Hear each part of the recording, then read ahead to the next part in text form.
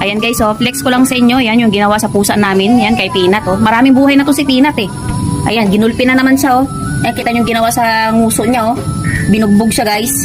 Buti nakauwi pa siya. Hindi siya makakain. Ayan, oh. Nagdudugo yung nguso niya. Ayan, nahirapan siyang kumain. Oh, tingnan mo, oh. Fresh pa yung blood sa ano niya, oh. Pinukpok to. Grabe mga tao na walang magawa sa buhay talaga, no? Pati mga hayop pinagdidiskitahan. Ayan, sobrang dungis na naman niya, oh. Nahirapan siya, oh. Malala yung pagkakagawa. Ay, tingnan ko, Peanut. Parang natanggal yung pangil niya pa ata. Nahirapan siya. Kawawa naman yung ginawa sa pusa namin, oh. Grabe yung mga tao na walang magawa talaga, oh.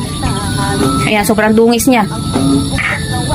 Nahirapan siyang kumain. Gusto niyang kumain pero nahirapan siyang kumain dahil nasasaktan siya sa bibig niya. Parang yan, oh, pinukpok, oh. Tingnan ko, Peanut.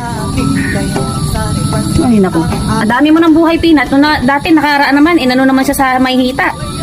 Nagamot din natin. Napagaling natin yung na parang tinusok ng kutsilyo yung hita niya banda.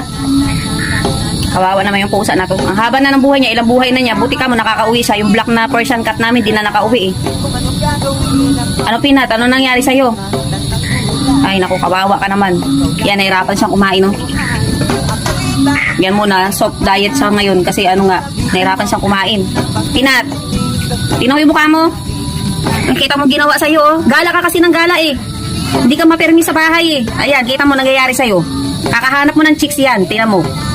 O, diba? Tigas ang ulo mo, eh.